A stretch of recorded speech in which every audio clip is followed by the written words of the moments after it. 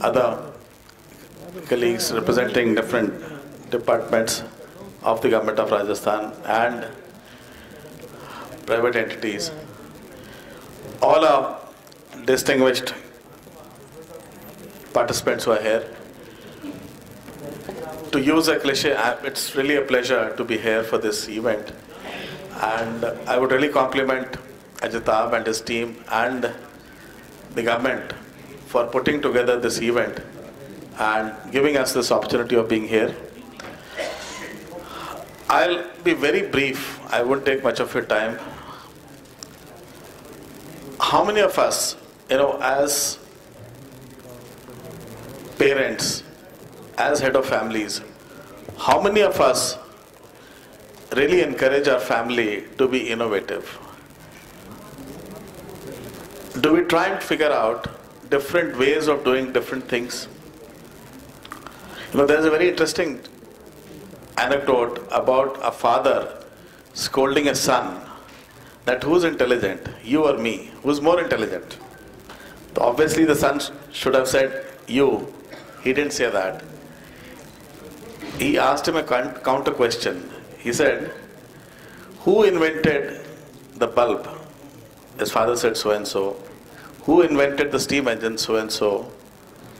He said, if their fathers were more intelligent, why didn't their fathers invent those inventions? So, whether it was Edison or whoever, possibly if their fathers were more intelligent, the point which I was trying to say was, we do not encourage, as a community, we do not encourage innovation. There could be different perspectives on it, but that is my perspective. Let's go back in history and recapitulate what we've read as children in school. If we trace the history of invasions in our country, whether it was invasions from Central Asia or from the Middle East or the colonial powers coming to the coast of India, whether from Britain or from Portugal, Spain, whatever, it was basically the better firepower, the better availability of weaponry, better technology. Because those countries could innovate, and because of those innovations, they had a lethal edge over us. Our history is full of such incidents.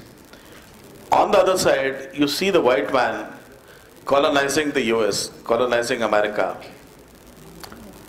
The Native Americans were no match to the firepower of the invading white people from Europe. So, primarily, and even if you see the development of the human race, a man of 5 feet 6 inches to 6 feet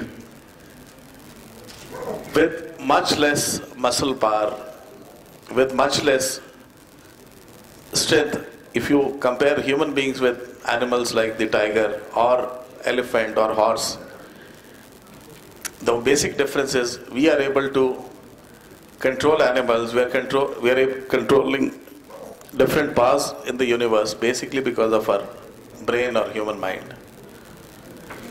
And it is all because of invention.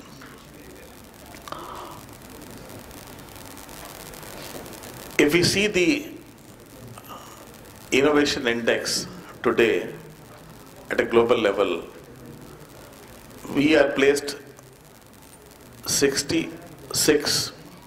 Last year we were at 81. So we have gone up 15 places.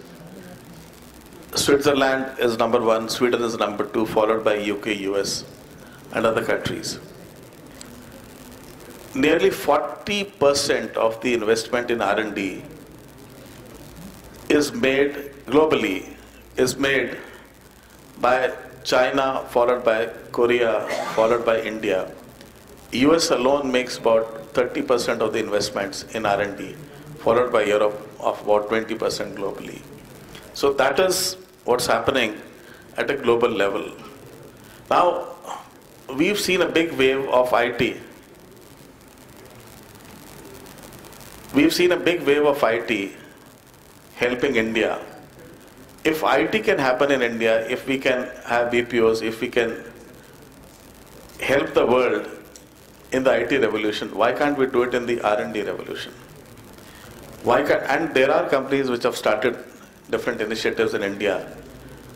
I'll give you the example of, right now I work in the Department of Heavy Industries, which means Central Public Sector Undertakings. A company like the HAL, they are able to manufacture practically all Boeing aircraft have door systems manufactured by HAL. They are able to manufacture aircraft which are comparable to the best in the world at somewhere between 1/4 to 1/5 of the price. So basically, when you're talking of goods or services, it is the quality of the product and the price.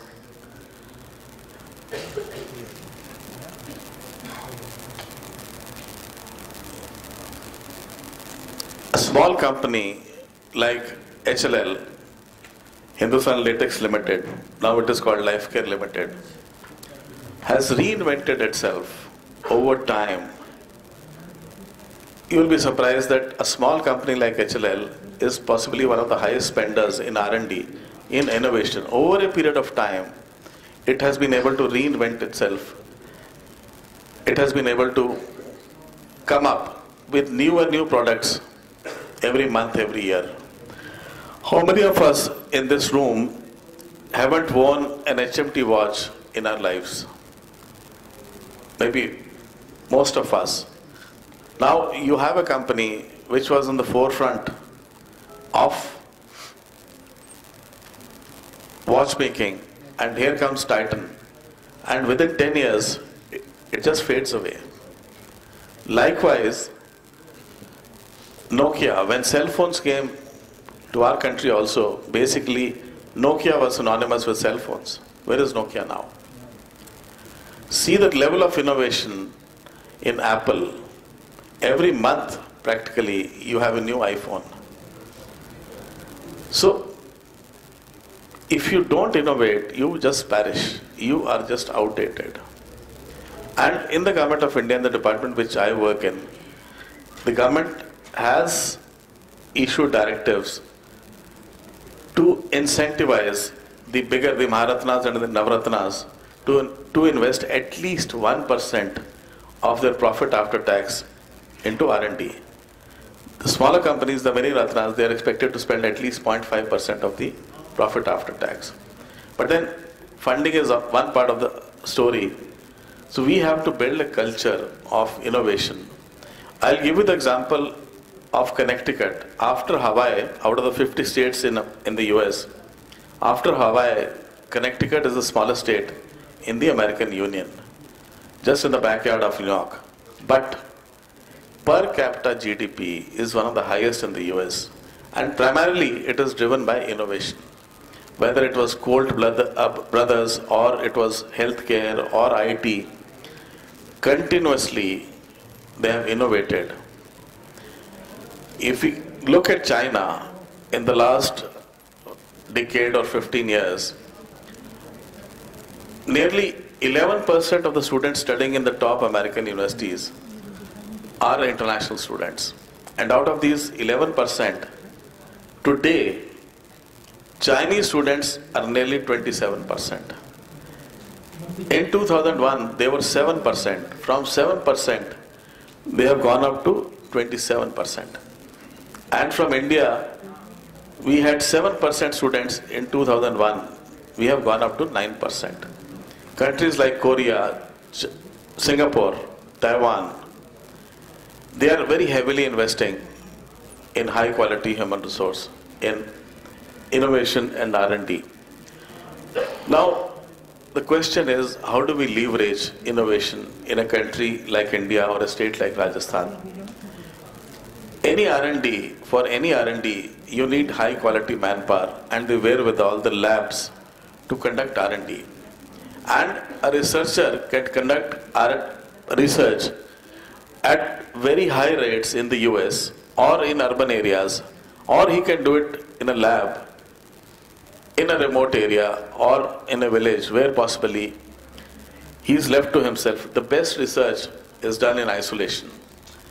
We have tremendous possibilities of handling R&D which can be outsourced to a country like India, where we have comparable manpower, which is educated, which can compete at a global level, and which can be managed at 1/5 to 1/8 of the cost of similar manpower in Europe or US. So a lot of possibilities are there. I would stop at that.